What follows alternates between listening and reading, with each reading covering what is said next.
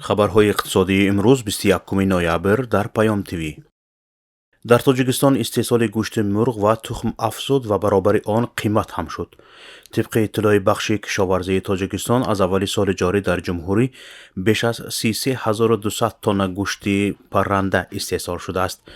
این رقم نسبت به ماه‌های ینور سپتامبر سال گذشته 7.4% بیشتر است. از جمله افزایش تولید گوشت مرغ در ولایت سوغد 1.3% مشاهده شده است. در این مدت در ولایت سوغد بیش از 12700 تن گوشت مرغ تولید شده است. این نشان داد در ولایت ختلان 19.2% یا بیش از 9700 تن را تشکیل داده است. در این دوره تولید تخم نیز افزایش یافته است. زیاده از 902 میلیون و 700 هزار دانه تخم استحصال کرده شده که این نظر به 9 ماه سال گذشته 21.1% زیاد است. با وجود زیاد شدن استحصال گوشت مرغ و تخم در وقتهای آخر نرخ آنها بلند شد.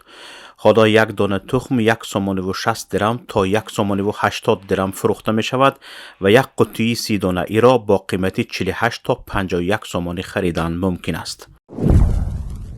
شرکت سرمایه گذاری و استحصالی آریان اینوست تصمیم گرفته است برای بنیاد و به استفاده دادن کارخانه سمنت براری در ناحیه قبادیانی ولایت ختلان به مبلغ 160 میلیون دلار سرمایه مستقیم خارجی را جلب کند.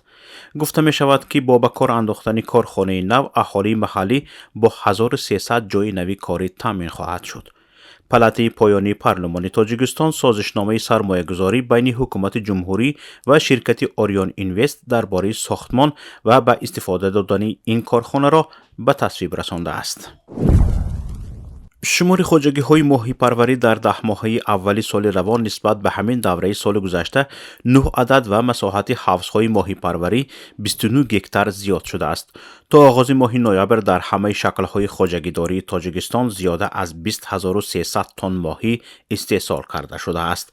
در این باره وزارت کشاورزی تاجیکستان خبر داده افزوده است که صید ماهی سال روان در قیاس با همین دوره سال گذشته 457 تن زیاد می باشد. در جمهوری 372 عدد خواجگی های ماهی پروری در مساحت 2744 گکتار فعالیت دارند. این در حالی است که در جنبست 9 ماهه خبر داده شده بود که در خواجگی های ماهی پروری تاجیکستان 2100 تن ماهی استحصال شده است. با وجود افزایش صید ماهی در تاجیکستان طلبات کشور از حساب تولیدات داخلی هنوز قانع نمی شود. قبلا تاکید شده بود که برای قانع کردن اهالی تاجیکستان با ماهی سالانه حداقل 14000 تن ماهی ضرور است. نرخ ارز. بانک ملی تاجیکستان ارزش سامانه را نسبت به اسعار خارجی برای امروز 21 نوامبر اعلان کرده است. طبق نشاندهی بانک ملی تاجیکستان ارزش 100 روبل روسی برای امروز 16 سامانه و 40 درم نشان داده شده است. این نهاد قرب میانه فروش 100 دلار ایالات متحده آمریکا در مؤسسه های قرضی تاجیکستان را 1021 سامانه ارزیابی کرده است.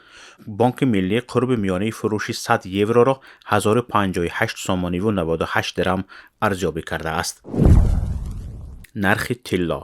بهای هر اونس طلا در معاملات صبح امروز میان بانک های لندن 1752 دلار و 52 سنت معامله شد. نرخ نفت خام. نرخ میانه فروش هر بشکه نفت خام تحویل ماهی آینده در برجه های لندن 87 دلار و 56 سنت معامله شد. نرخ میانه هر بشکه نفت خام تحویل ماهی آینده در برجه های نیویورک 79 دلار و 95 سنت معامله شد.